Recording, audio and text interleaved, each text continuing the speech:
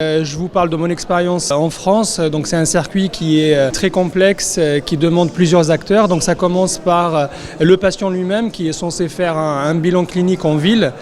Donc ce bilan il est récupéré par l'hôpital. Donc il y a une cellule de régulation qui va récupérer ce bilan biologique. Un médecin qui va l'examiner.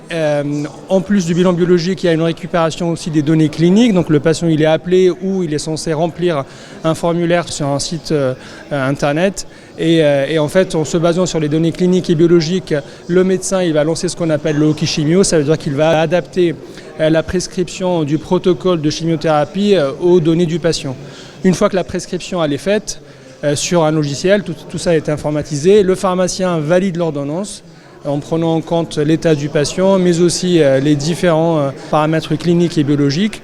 Une fois que la validation pharmaceutique est faite, un préparateur en pharmacie va préparer la chimiothérapie selon des process validés avec des équipements qui sont qualifiés. Des contrôles qualité sont faits suite à cette préparation, donc un échantillon est prélevé. La préparation elle est vérifiée, en fait elle est contrôlée. On vérifie à ce qu'on a mis le bon produit avec la bonne dose.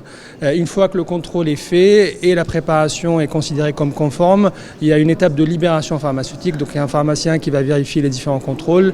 Il va vérifier que la préparation est conforme et la préparation elle est envoyée, elle est dispensée dans le service. Une infirmière réceptionne là où les préparations et elle va en fait faire la conciliation des préparations par rapport au plan de soins qui est issu du même logiciel et elle va commencer l'administration en s'assurant que les poches sont bien pour son patient et elle vérifie en fait, elle fait une conciliation entre les préparations et les patients avant de commencer l'administration. Donc il s'agit en fait, comme vous l'avez vu, d'un process qui est très complexe, un process qui dépend de plusieurs acteurs. Donc c'est un process aussi, c'est une activité à risque. Donc c'est des médicaments qui sont à faible marge thérapeutique, ça veut dire qu'on a un moins le droit à l'erreur avec une chimiothérapie qu'avec un médicament autre. Donc du coup le défi c'est un défi sécuritaire, ça veut dire qu'il faut qu'on s'assure que le patient ait reçu le bon produit avec la bonne dose. Et comme c'est des préparations qui sont injectables, donc il faut que les conditions microbiologiques soient respectées pour éviter tout problème d'ordre microbiologique. L'informatisation aujourd'hui, je parle de la France, est présente dans 100% des centres qui font de la cancérologie. Donc ça fait 30 ans qu'on a informatisé le circuit des anticancéreux. Donc pour moi en fait c'est une étape indispensable. Donc c'est la première étape à faire quand on veut sécuriser ce circuit. Comme je vous l'ai dit, donc c'est des médicaments à une marge thérapeutique réduite. Donc on n'a vraiment pas le droit à l'erreur et il n'y a pas mieux que l'informatique pour sécuriser cette étape-là.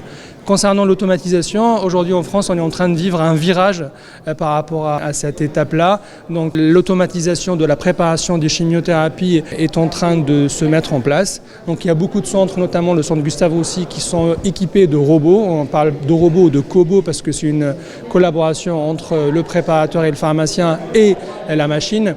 Donc le robot, c'est une technologie qui a plusieurs avantages, notamment la sécurisation. Donc on revient sur la notion de sécurité, la sécurisation, la productivité aussi et surtout le côté ergonomique parce que la préparation des anticancéreux injectables a montré avec le temps que ça peut être une source de troubles musculo-squelettiques et le fait de robotiser et d'automatiser cette étape-là, ça permet aux préparateurs en pharmacie d'avoir moins en fait de tâches répétitives qui sont à l'origine des troubles musculo-squelettiques et de mettre le préparateur en pharmacie, le pharmacien sur des tâches à valeur ajoutée plus importante comme les consultations pharmaceutiques et autres tâches pour lesquelles on a besoin d'un être humain et pas d'un robot pour faire la tâche.